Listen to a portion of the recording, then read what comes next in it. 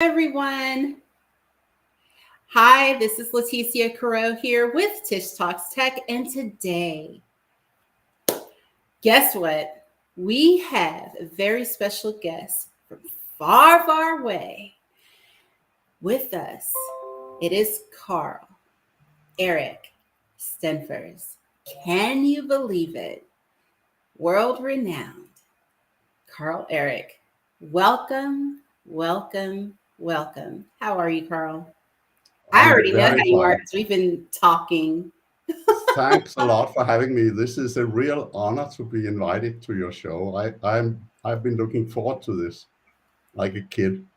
This day was too long waiting for this one. So I'm really, really happy to be here. Thank you. No. The pleasure is all mine, number one. As you know, you are on my roster of heroes as well.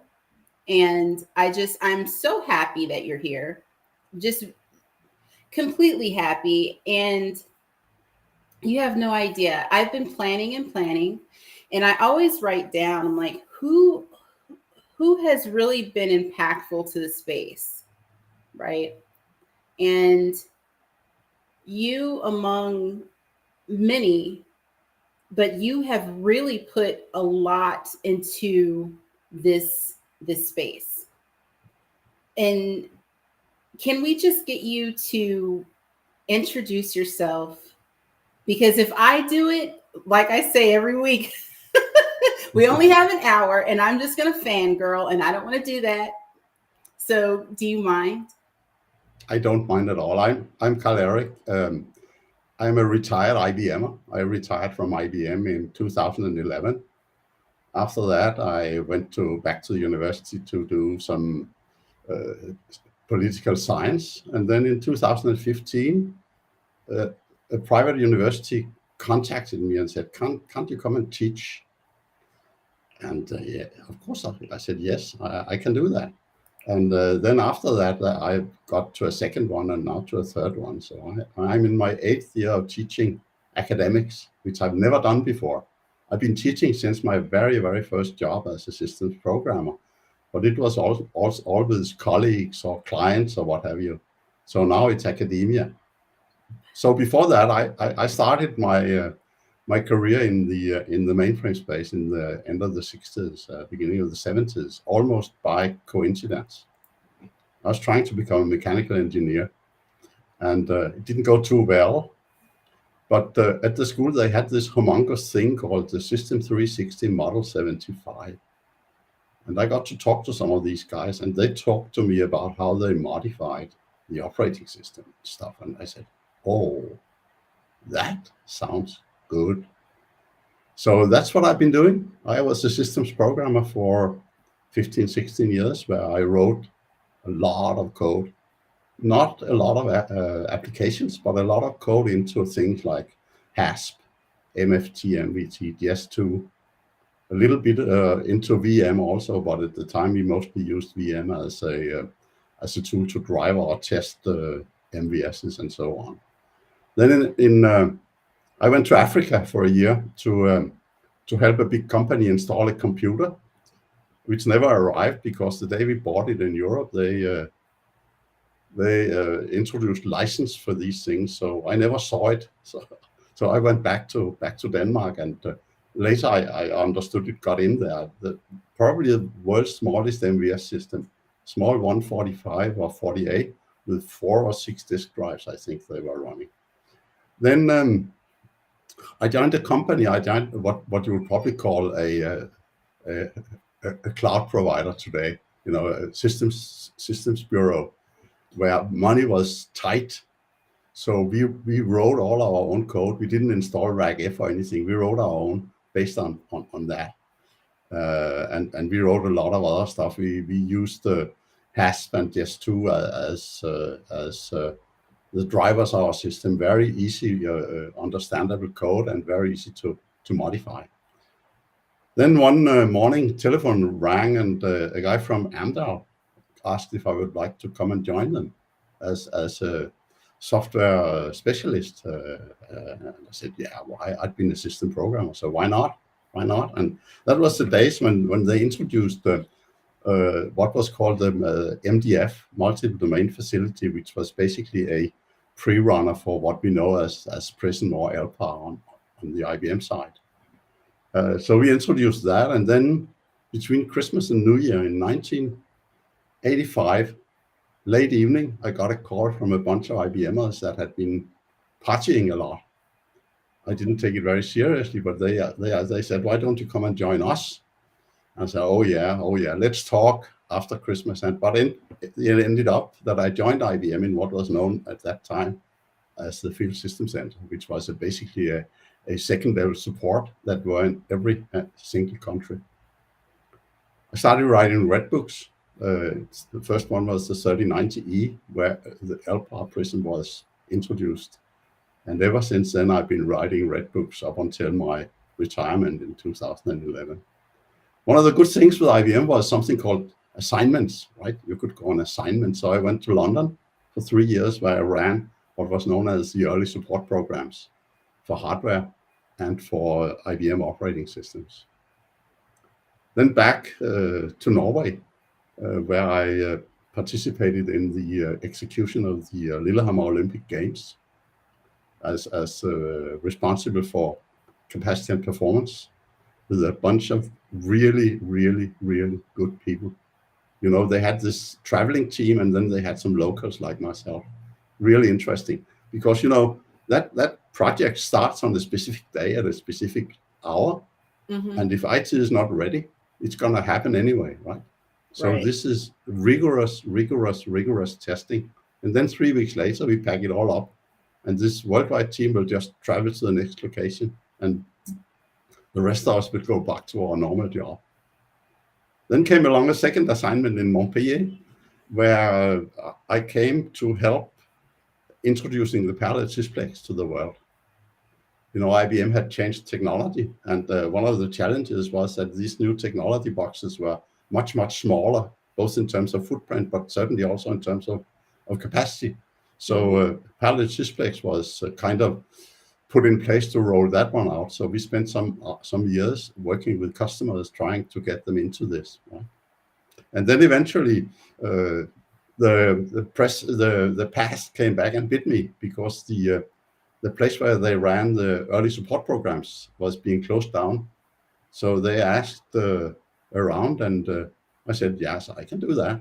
I've done that before. So from the early 2000s, I ran early support programs up until 2011. All the new machines that came out, all the new COSs that came out, I did that. And then I had another one, which was very, very important, something called a technical advocate.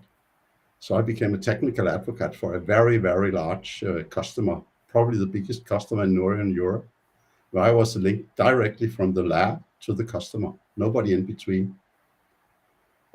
So much responsibility. I'm saying that was really. Oh, it's not over yet. They also had at that time a small team that was called the C-Atlas team. We was about 15 to 20. Yeah. And we would basically work with customers. We would go to the lab, and the lab would tell us what is happening if we, in 2 years' time, and in 4 years' time, and in 6 years' time, bring out new machines. We have these technologies. We think that in 2 years' time, we have this technology, and in 4 years' time, we have this technology, and in 6 years' time, we have this technology. What can we do with it? Or what should we do with it? So we basically then went to the customer, and under all kinds of oath and signatures in blood and what have you, we talked to customers, and we said, we think we can do this in 2 years. We think we can do this in 4 years, and we think we can do this in 6 years. Now you tell us what you find mostly important here, right? And then back to the lab again. And you could then talk to these customers 2 years later, 4 years later, and say, remember, you told me that you wanted this. Well, dear Mr. Customer, here it is. Okay. So that has now been formalized. So they see a lot more of customers. So they do customer councils now, where they do basically the same thing, you know, talking about what could we do with this platform, and what would you think is the most important part. Right. That's it. Now I'm teaching. And you know, the thing is, I'm not actually teaching mainframe class, but I sneak it in from the back because they asked me to teach Linux. So I teach Linux on a small platform. And then, of course, I use the 𝗪𝗀𝗏𝗏 Linux 1. So my students, each of them has their virtual machines running on the mainframe, on 𝗪𝗀𝗏𝗏. And then one day this guy comes along and said, can't you teach assembler? I said, which assembler? He said, any assembler. So I said, well, 360 assembler it is. And then I got to see the other side of the 𝗪𝗀𝗏𝗏𝗏, the KCTR system. So my students log on to the mainframe with 𝗪𝗀𝗏𝗏𝗏 and code assembler language. Me being their guide. That's it. 50 years in 10 minutes. Okay. Give me a second. Sure.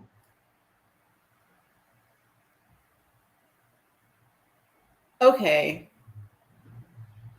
I'm going to talk to the audience and talk to you. So let me tell you how it's really going down. We prepare for these interviews. This is not something that I just dream up and we talk about on Sunday. This takes weeks. Well, it's true. Yeah. And individuals get questions sent to them. They prepare for these questions. They send them back to me. I read through them. I understand what they're going to say. I know. And I know their careers. I read through it. I see it. Karl, hearing it from your lips, understanding it, knowing all of that is so different than reading what I know about you. Most of it is still in here, you know. Most of it, I say. That's not even, this is what I wrote about a couple of weeks ago called the iceberg effect. We look at your career and we're like, oh yeah, Karl's done a whole bunch of stuff. And I'm summarizing and using stuff very loosely. Your career is so monumental. It's the iceberg. It's literally the iceberg. That is amazing. So how many RedBooks have you published? Do you even know? Or contributed to? Well, you can count because I wrote on all of the new machines from about 1999, 1998 up to 2011. So every time there was a new machine coming out, I was over there writing. There was usually 3 or 4 RedBooks in the series, you know. In the series, right? You had the technical guide, which was really, really, really deep, you know, you described absolutely anything.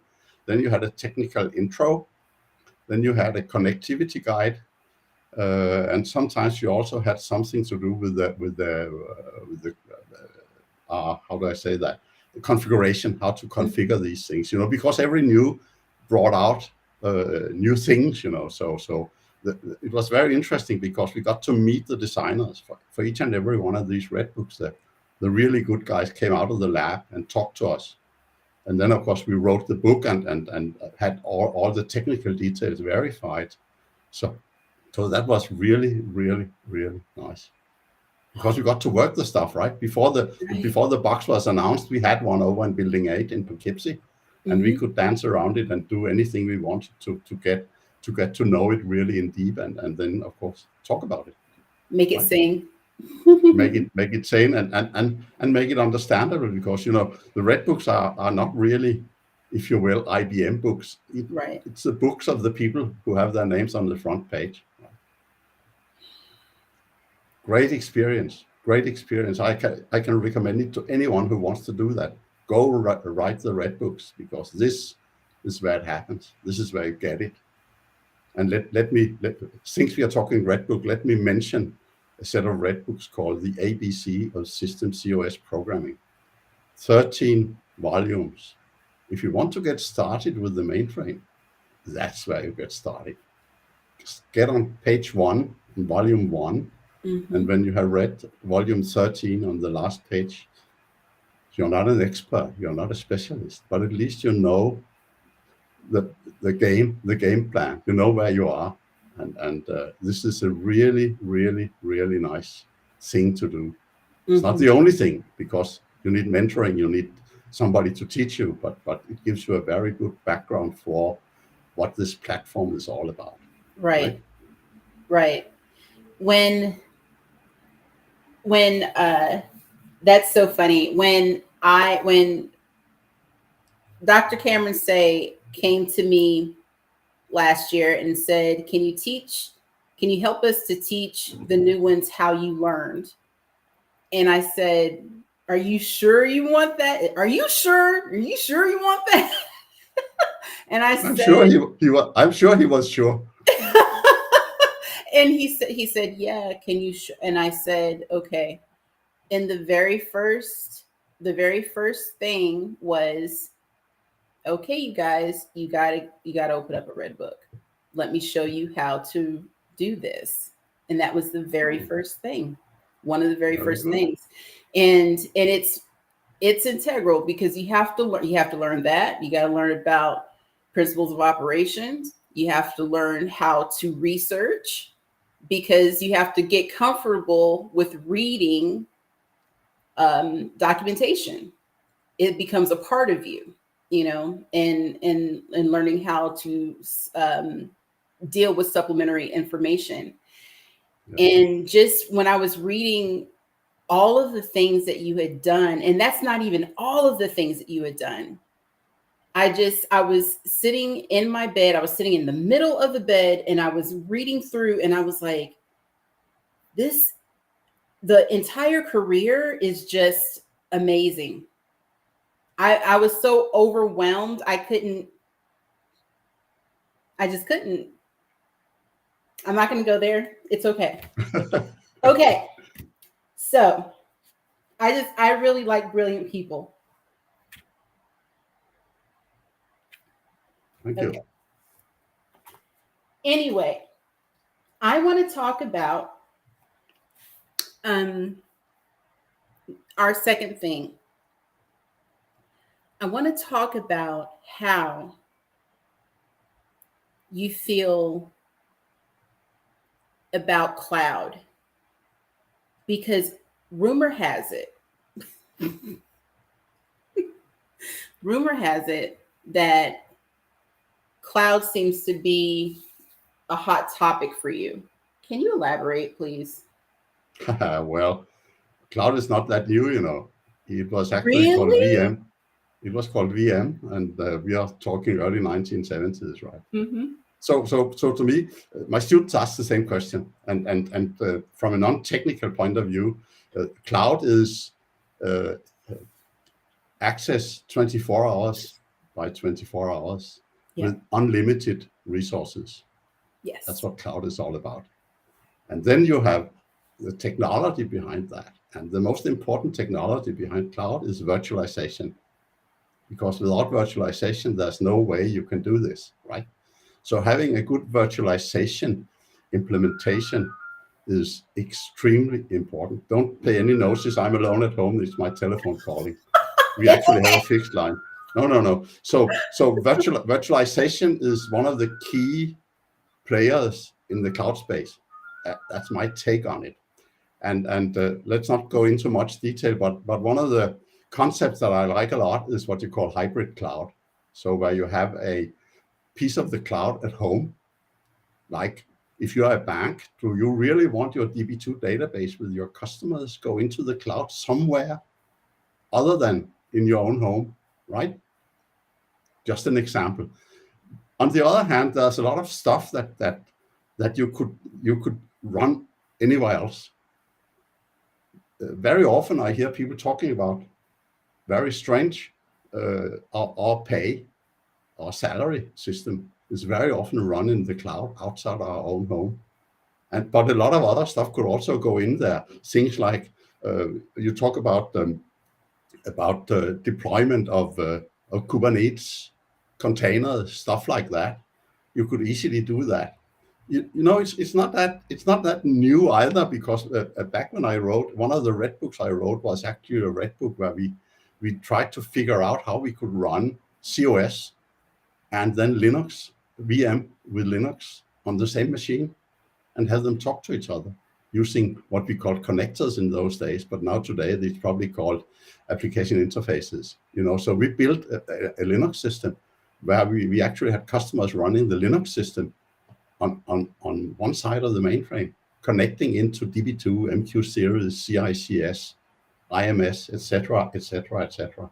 And you can expand on that, and then instead of running Linux on the mainframe, you could run smaller machines that would then connect into the mainframe, where you would have your home side of the cloud, if you will, where you would run your banking applications, your application, your insurance applications, your travel, and what have you, right?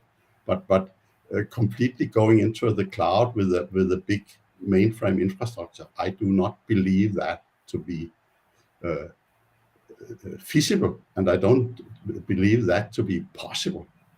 Someone will probably try to prove me wrong, but taking your crown jewels and spread them out in different museums is not the way you want to run that. The crown jewels stay at home, right?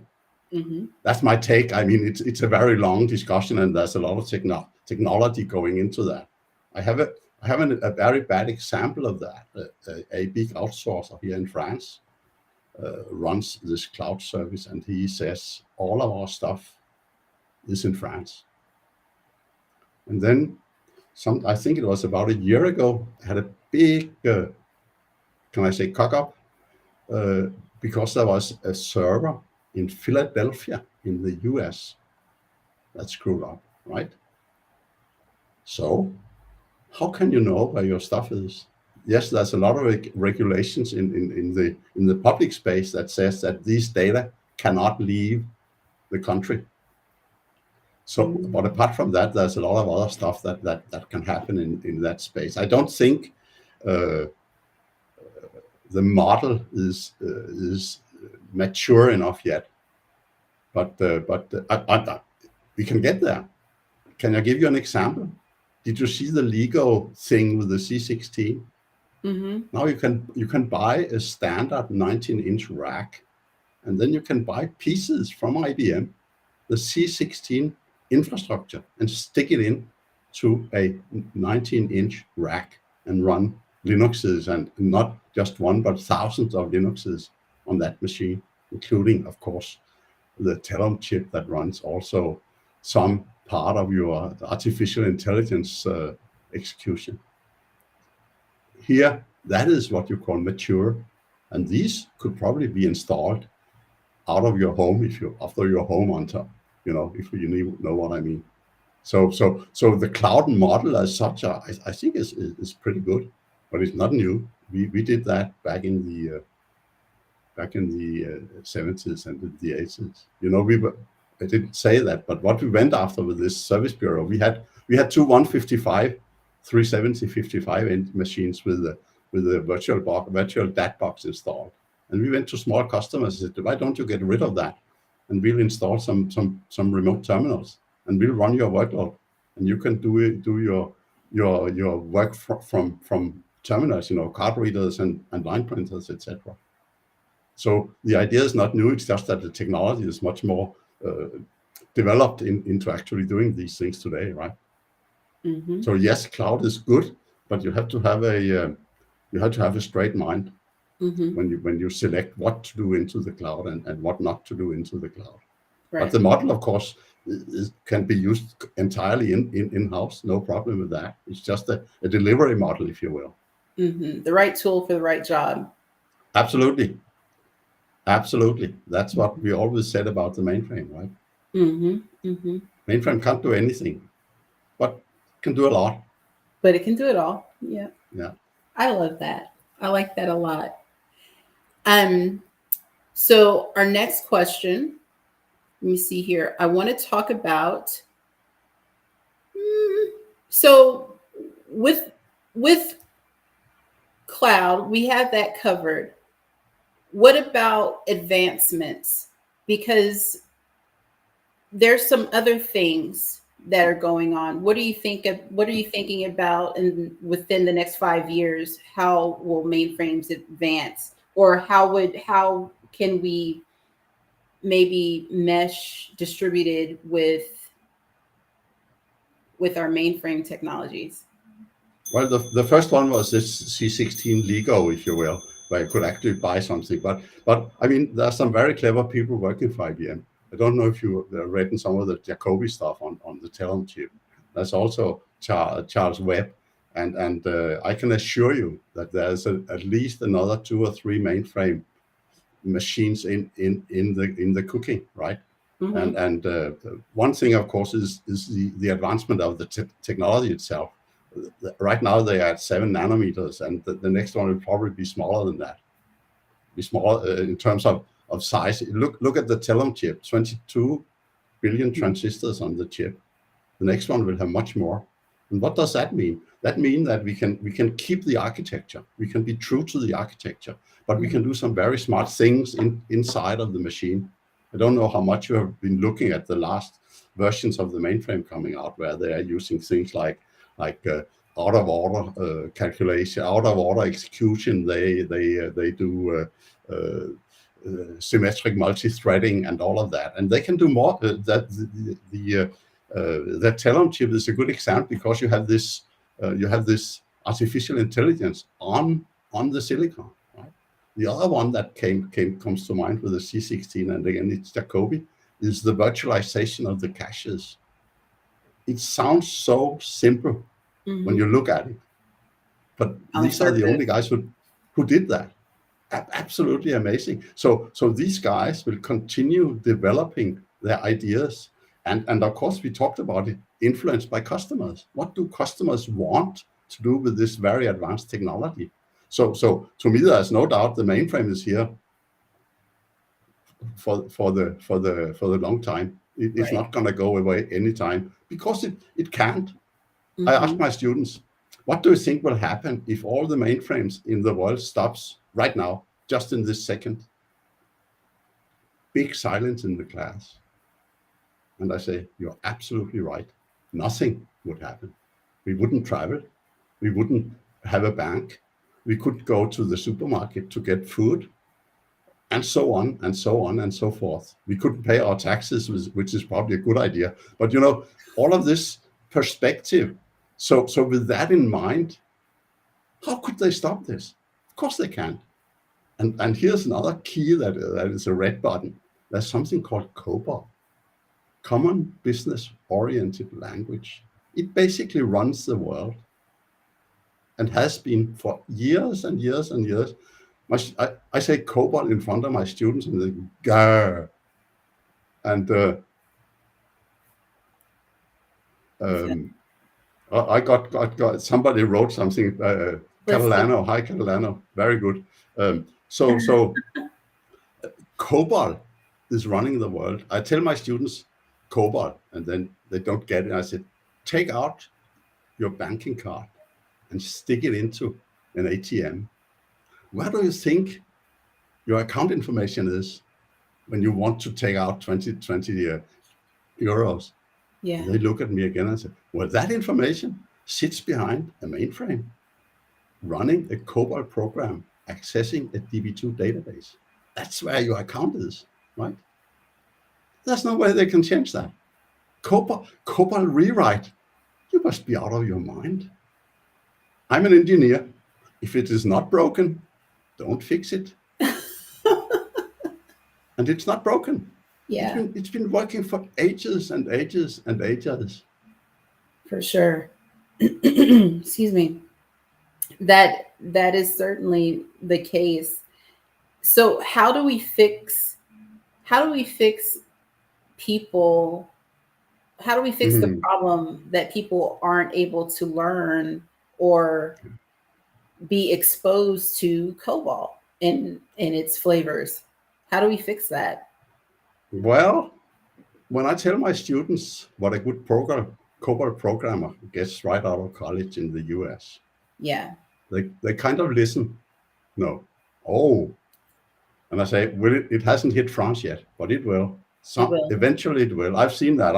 I taught a 25-day class last year and beginning of this year for a big French bank to get people inside the bank onto the mainframe. One of the pieces was COBOL. I'm not a big COBOL programmer, but I can teach some of the very basic stuff on that.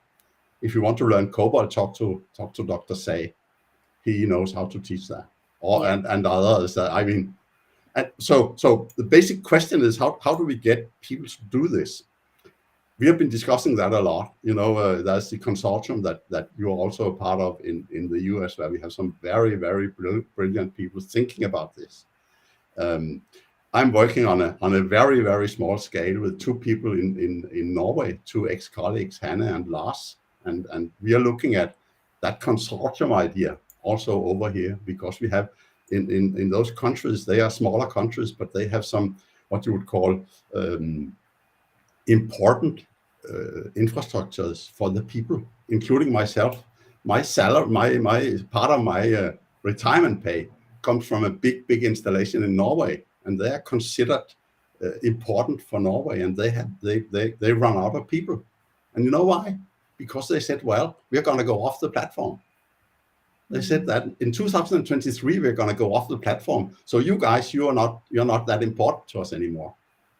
And then all of a sudden it dawns on them, oh gosh, we're not going to make that. So now they are saying, in the best case, we can get off it in 2013. But wait a minute, who's going to run this? Because all the guys we told that this is not important anymore, they are either gone somewhere else or they are retirees.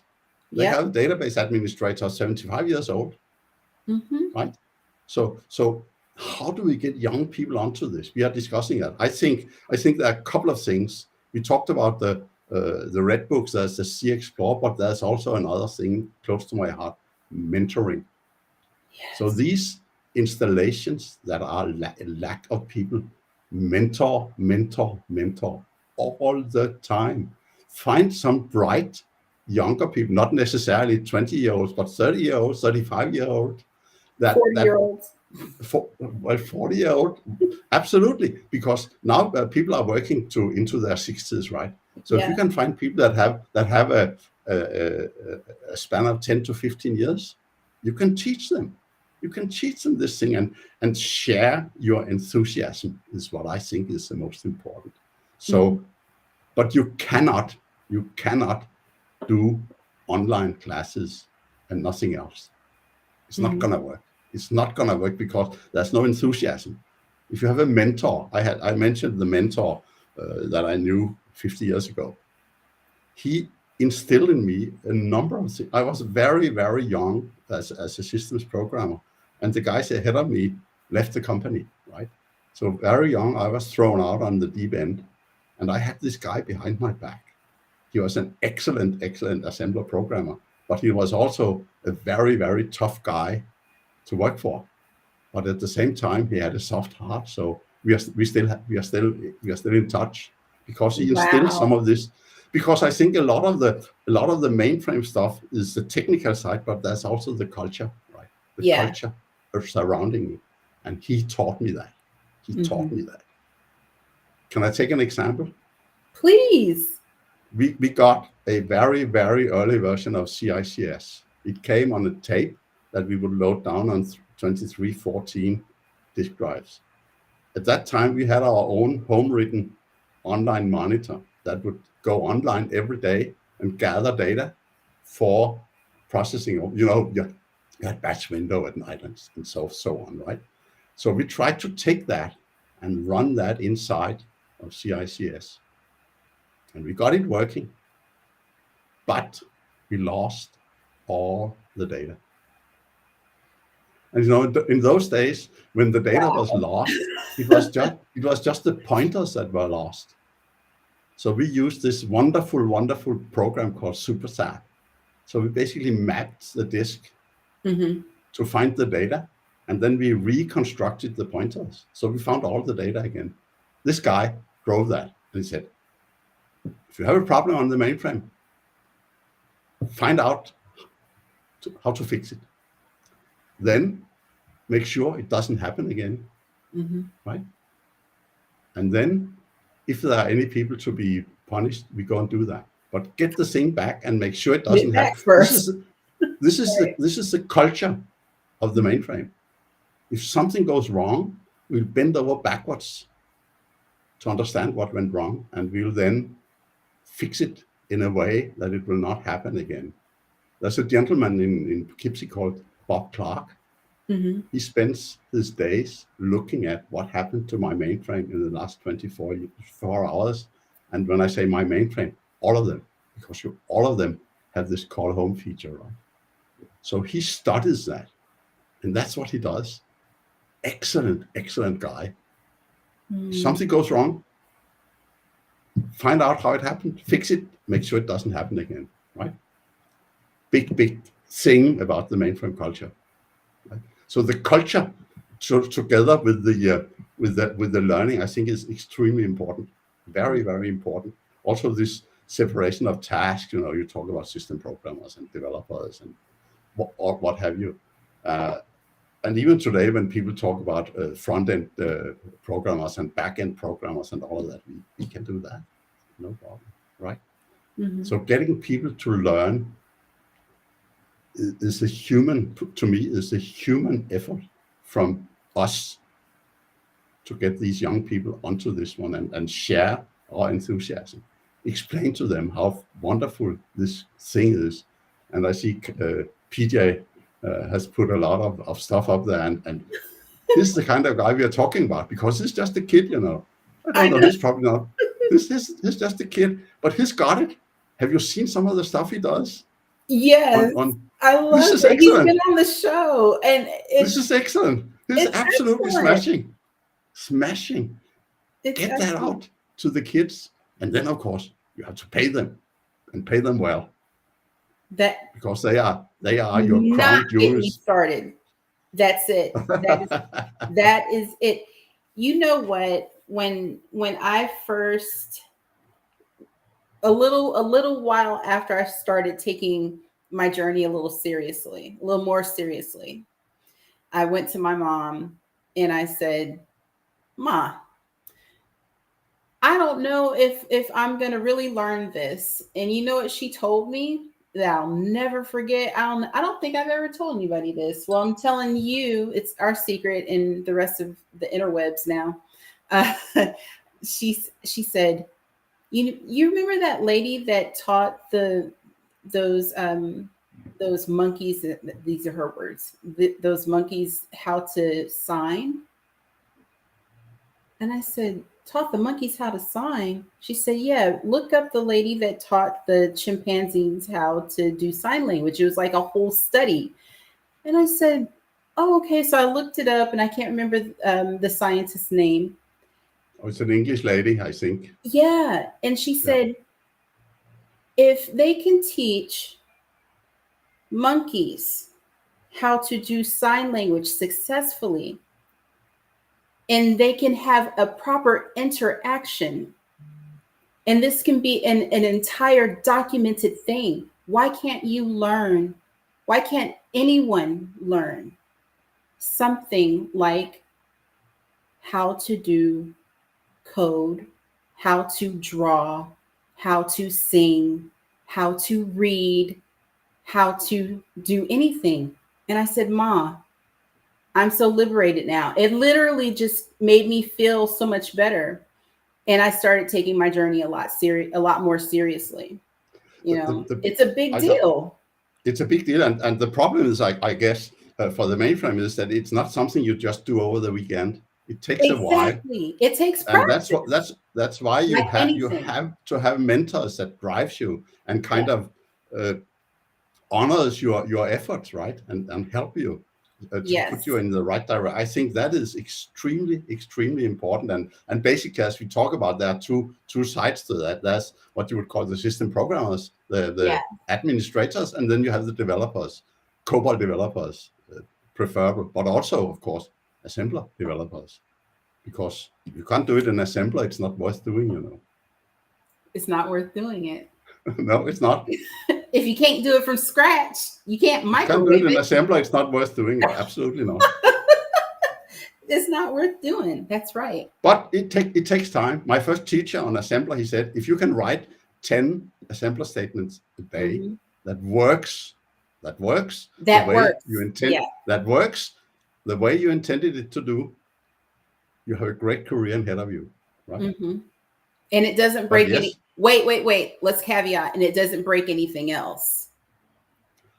It's a very important thing. That's why we have what's called problem state and supervisor state, right? Right. So in problem state, the only thing that can break, that's yours.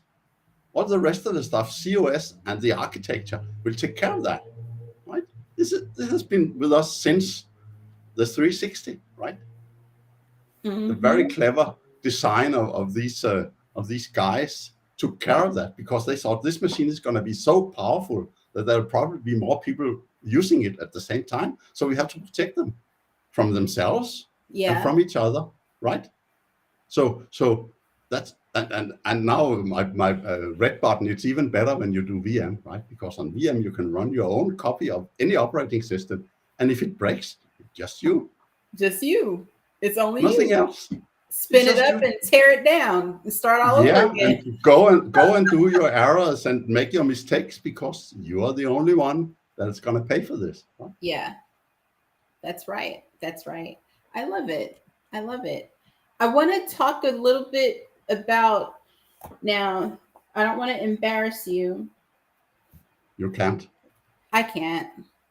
But I got something here last year when I went to share, because you know how I feel like I'm not a part of the Learning Consortium.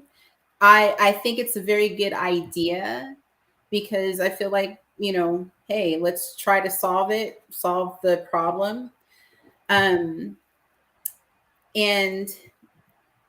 I saw this and I got this. Oh, baby. Oh, baby. And I purchased her and I got her signed by Reg. I need to get 3 more signatures.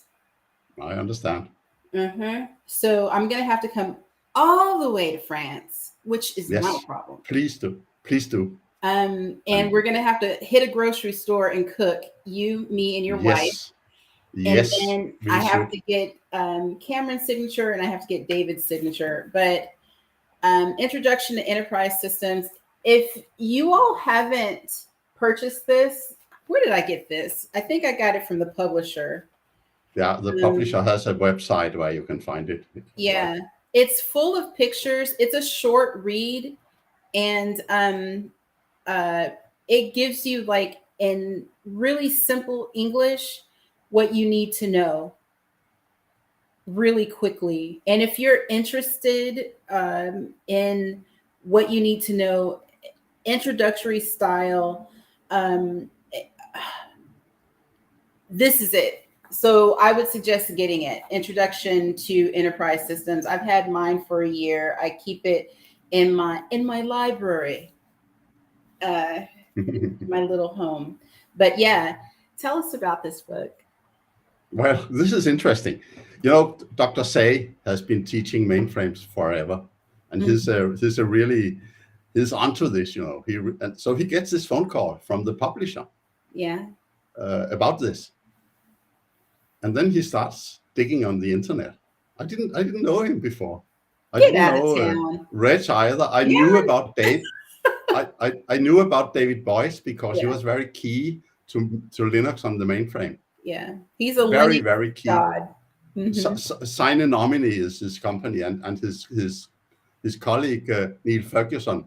These two are very key to that. So I knew about these guys. Yeah. So I sent back an answer to Cameron and I say, yeah, I can do that.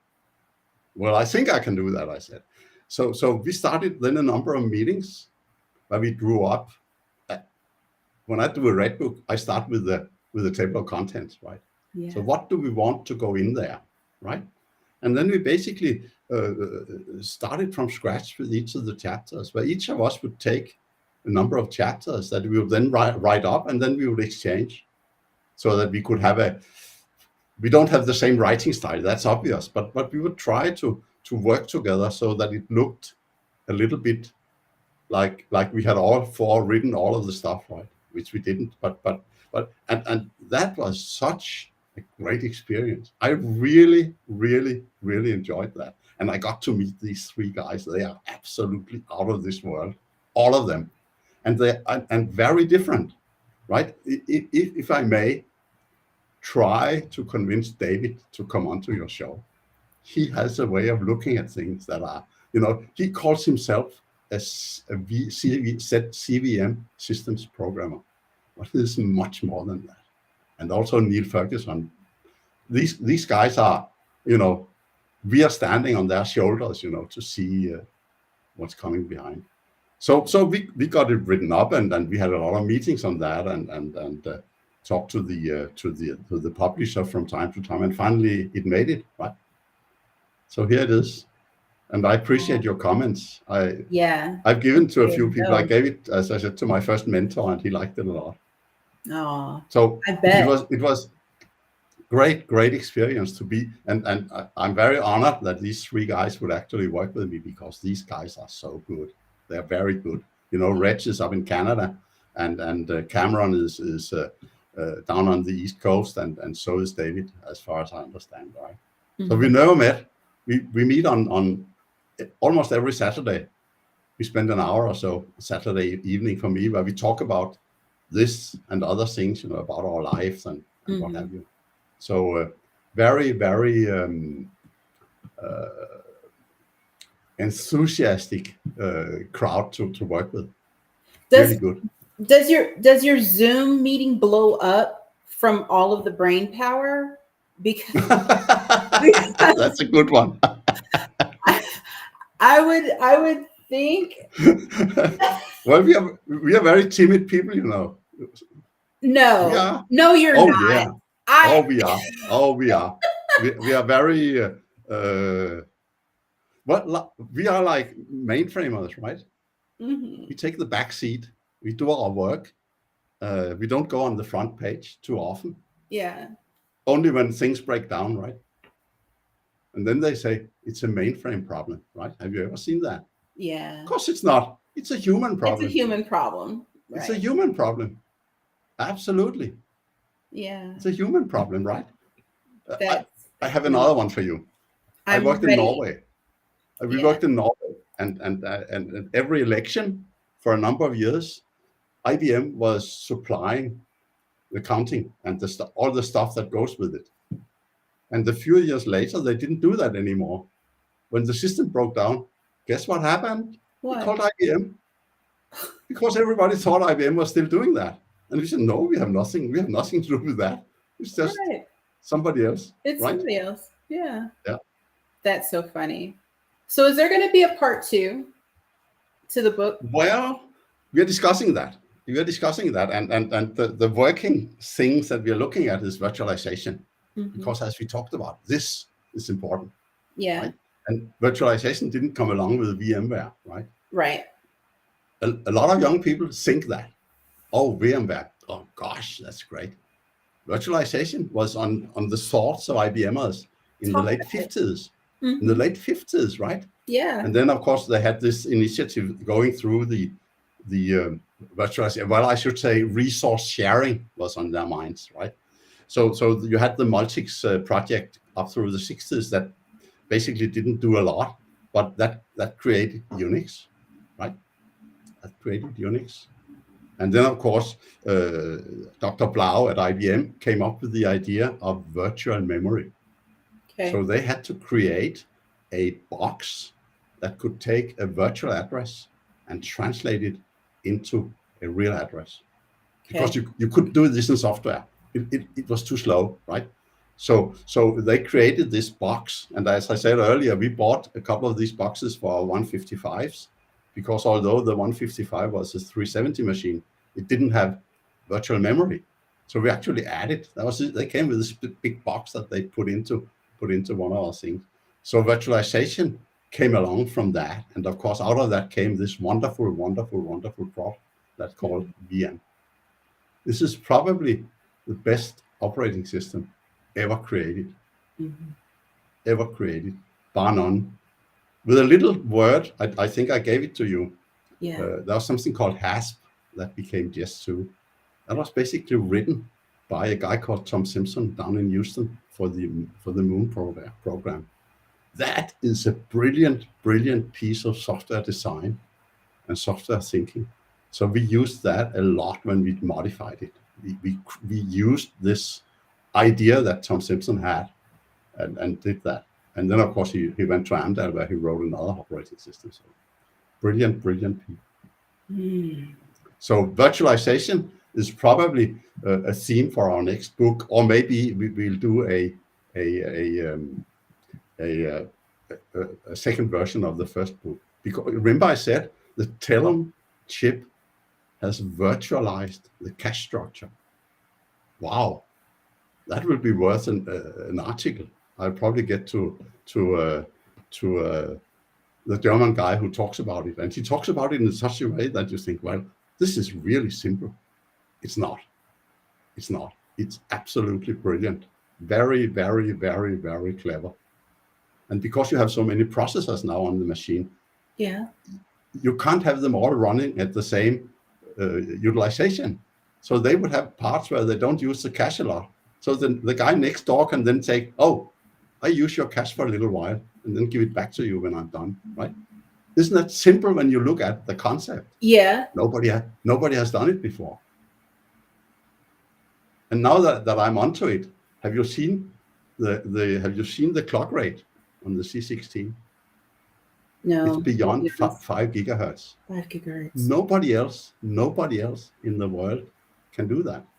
And then we asked, I think it was Charles Webb, we asked him, why do we run so fast? Yeah. He says, because we can. We can. Right. Yes, because we can. You know what? I can't wait for your second book. Well, I'll talk to the other guys about it and we'll see what comes out of it. But it needs to happen. It's been a year, TikTok. Yeah, I think we're going to try to take a look at it in the fall, and it's most probably going to be a second edition. I think that's the current idea that we have. Okay. I'm okay with that. We didn't get to talk about food. We have time. Do we? We do. Okay. Listen. So. And jazz. We didn't talk about jazz either. Pardon? We didn't talk about jazz music. We didn't talk about that either. That was both of those things were on your teaser, right? So now you have 200 people that are very disappointed because they came to talk about jazz and food, right? They did. So I don't know. On the teaser, we talked about being jazzy. So yes. your favorite person, your favorite jazz musician is 𝗪𝗪𝗏. No doubt. Absolute. You know, the thing is, in Denmark in the 60s, we had a lot of American jazz musicians coming over because in the US, they couldn't play every day because of their license. So we had people like Ben Webster, Dexter Gordon, Stuff Smith. They came to Copenhagen and they played every night. You can go and listen to them, right? Yeah. So that's how it got started, if you will. Because my family was mostly into opera and ballet, which I like a lot, but I didn't have that. But when I was 15 years old in my little village, there were some guys older than me, they started a jazz club. We had a village of 1,000 people, so we all of a sudden had a jazz club. So we had jazz musicians coming on. So, and then of course, when I was a student and lived in Copenhagen, you had all these Americans. Mm-hmm. And then when the big bands came in, you know, Count Basie, Duke Ellington, the musicians, when they were done, yes, they were tired, but they would go to because Copenhagen had a number of jazz clubs. And you would sit there late in the evening and you had the local band playing, and all of a sudden, some of these guys came in. They had just done a concert of 2.5 hours with Count Basie or Duke Ellington or what have you, and they would come and sit in and play with the people, with the guys who lived here already, right? Yeah. So it was a very, very rich environment. And of course, I've seen Count Basie alive, and seen Louis Armstrong alive, Ella Fitzgerald. Frank Sinatra live was probably some of the best concerts I've ever seen with a big band. He was so good. Right. Getting close to 80, he went for almost 3 hours, no break. Right. And they did it for the art. When they did it over, when they were singing overseas, they did it for the art, and a lot of people don't know that. Yes, absolutely. Yeah. And of course they had a very strong influence. You know, I don't know if you know that we had a very young bass player. He went and played with them, and he was so young that his mom has to come along with him so that he could play because he was 15, 16 years old. Unfortunately, he died at 57, but he played with all of them. You know, he played with Oscar Peterson for ages and ages and ages. The Viking, Niels Henning, great musician. I love that. So that's how jazz got into my life. And now, of course, I'm listening. To get into the mood today, I've listened to jazz since this morning. People like Wynton Marsalis, I don't know if you know him. Excellent. You don't know if I know him? Me? Yeah. Well, you had a father that was a jazz musician. I know that. Yeah, I know. Great guy. Marsalis is absolutely, but he's a young kid, you know. He's just got 60, you know, so still has some time. He's just a young kid. He's so young, but and young in his career. These musicians are just cream of the crop, and when they go to Europe, something clicks. I don't know if it's in the air. Like when you're here, it's different, right? You learn your music, you learn the charts, you get the tablature, your sheets are great, everything's wonderful. But the moment they hit Europe, something I think it's the enthusiasm, you know, because this is something that was not created over here, right? Right. Yes, we do have a lot of good jazz musicians in Europe, but it all came from your side. Yeah. And based on the blues, of course, was the big part, and then of course you got the rock and roll and rhythm and blues and what have you. But all of that was based on black people's music, the blues, which I still think it's a good blues is there's nothing better, better. Yeah. When what was I going to say? It's just something about singing or playing in a European crowd. When my aunt was singing in Heidelberg, used for band and chorus, she would only sing like American standards. They did Count Basie music stuff for her all the time. And she would sing and sing and sing, and they would just be like, "Oh, we want Velma to sing. We have to have Rossetti to sing." And I would watch, and I'd be like, "How did her voice do that all of a sudden?" And it would be very different from the way that she would sing here. So I think, like I said, I don't know. It's something that's very different, and the vibe is different. And I feel like it's just Europe is a brilliant place for jazz. I think it's this interaction. We talked about teaching face to face, right? When you play for a European audience, you have this face to face and the interaction with the crowd, you know. So I think that's a big part of it. And again, we in Copenhagen were very blessed to have all these Americans coming over, right? Yeah. And then some of them are even buried here. Some of them even married Danish wives. So absolutely. And then the last thing is the food. Let's talk about some food. And you know I'm hungry because I haven't had anything to eat. Well, I grew up in a country inn. My parents ran a country inn. The inn was built in 1872 next to the train station. So people would come off the train. Most often people who you know, traveling salespeople and stuff like that, right? And my mom was actually a trained nurse, and my father was a trained agricultural specialist. Yeah. So they had no idea what was going on here, right? But my mom became a great chef. She could do, but this is Danish food, you know. This is very solid, very basic. Herring, for instance, Hardy. she would do hardy because it's cold, but she would buy herring from the Faroe Islands, and then she would prepare them, you know, in 10, 12 different styles and what have you with that. Mm-hmm. And my dad would then buy, can I talk alcohol? My dad would buy then what we know as aquavit. And you know, there are so many different variations on that. So he would match the aquavit to the herring, right? So if it was a strong herring, he would have a strong aquavit. It was a more soft herring, he would have a soft aquavit. Mm-hmm. So, and it was in those days, dinner was in the middle of the day.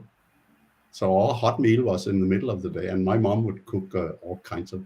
But I mean, I got beaten when I married 𝗪cie𝗿𝗏𝗱 because her grandmother ran a bistro and a first-class restaurant very close to here in a city called Annemasse. Yeah, and she can cook. She can cook. My God. But I'm getting there. I'm getting there. So we probably can't get into a lot of detail. There was a question last week about the Wellington steak. Wellington steak. Yeah. Very, very, very difficult. Very difficult. Because you basically cook a fillet of beef inside some. That was Darren's. Wellington. So the problem is to get the pastry cooked without having the fillet steak overcooked. What's your secret? What I said, well, one of them is that the pastry has to be extremely thin. Okay. And when you're not very good at it, it breaks very easily. So getting it packed up. So what I did, it's a long time ago, I have to say that. So I did, instead of cooking it in one piece, I cut it into individual pieces, because it was much easier than you had to make a lot of packages though. So you packed each of them into a separate package with the stuffing, which would basically be mushrooms and onions and whatever, you know, to go inside the package, and then cook it in the oven. It can still break, and it can still, either you undercook the pastry or you overcook the fillet. So here's the difficulty, right? Right. That's that. You're not. And then of course you're gonna make some good sauces, and I picked up a few. I become very good at making a homemade béarnaise. Never fails. Always a success. Okay, what's the secret? The secret is that you cook it like you would cook sabaglione, the Italian dessert. But you know, the basic stuff in béarnaise is shallots, very finely minced, and then of course estragon. And you cook that a little bit in white wine and in white vinegar. You cook that, you know, and reduce it extreme. Then you put your casserole into what you call the bain-marie, you know, one casserole inside the other in hot water, and then you basically whisk in the egg yolks until it becomes very fluffy and heavy, and then at the very end you put in heaps of butter, and you're ready to serve. Never fails, ever.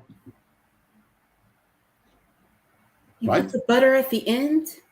Yes, but you take, when you're done, you take it out of the bain-marie, and then you add the butter in little pieces, and you whisk it up, and then serve it immediately. Or you could keep it and then serve it cold. But I like it warm, you know, when you have a good fillet steak or a T-bone or whatever have you. Then with a good homemade béarnaise, it's excellent. Okay. You like yours warm? Yes. Okay, and I like mine to be cold and to just melt just on. Leave it to get cold. That no problem with that. Just keep it cold and whisk it up a little bit before you eat it. And then of course, what do you drink with that? A glass of Zinfandel. Of course. Of course. And What else? And you like yours Californian. Oh, this is the home grape of California. They Yeah. don't make it anywhere else. And you could say some of the stuff is what do you call it, plonk. But if you get a good one, it's almost as good as a French red wine. Sorry about that.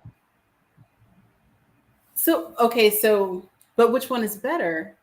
It doesn't matter. It needs to be a Zinfandel.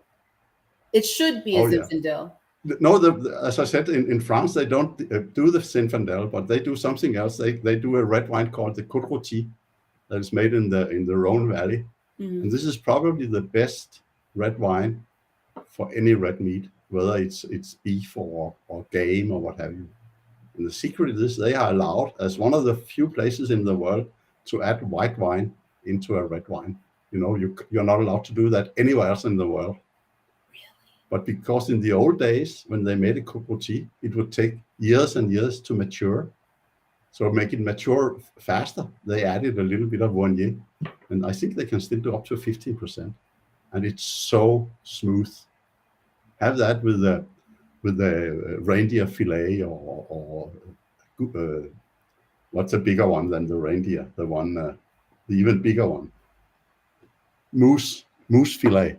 And 𝗬𝘅𝗃 on the side. Oh yeah. What? Wow. But you see, the thing is, cooking got instilled in me when I was a kid, right? Yeah. And now sometimes my wife says, "Can't you cook today?" I said, "Sure," because you empty your head, right? When you cook, you empty your head. You're all into this. I want this to be good. I want all these 3-4 things have to be warm at the same time, and so on and so forth, right? So I think it's an excellent way of, you know, it's like getting a stuff out of your head. Oh yeah, absolutely. Yeah. And then of course when you're done cooking, you eat. Yeah. Yeah. I mean, I don't cook to not eat. I cook to eat because I think it's excellent. Also because it's a very nice shared experience. My wife and myself, we cook together, you know. So she does her thing, I do my thing, and we kind of then see what comes out of that. You know, typical Saturday afternoon, we get out one of these magazines with the recipes in, and then we go through and we take 3 starters, 3 main courses, and 3 desserts, and then we decide which one of them we are going to make. Right. And usually something we've never done before, right? And sometimes it's just a catastrophe, you know. It's uneatable. Oh yeah, it is. Oh, and some other things. Pizza. And some other things where you would say, well, this is good, but we could do better. Yeah. And sometimes you get a meal of 3 courses, starter, plate, dessert, and it's all perfect. Right? Those are good days. Oh, those are good days. But the other ones, you know, you never lose. Either you win or you learn, right? That's the way to look at it. General terms in life, right? Right. Karl, we went over, and I do not regret going over. Me neither. I think it was very enjoyable. I really enjoyed talking to you. This was really good because it brought back a lot of stuff, you know, that I've been through. Yeah. As I said, most of it is still in here, but it's becoming a little bit like a Swiss cheese up here, right? lots of holes. Lots of holes. It's okay. Lots of holes. It's okay. I can live with that. Me too. You know, I do wish that you are at Share at the next conference. I would love to see you in person. It would be so nice. I know you are super busy. And but August is fine. I haven't started teaching yet, but you know. Oh, school doesn't start for you yet. I don't know if you know this. Karl, if you don't stop it. It's all set. It's all set, right? I understand.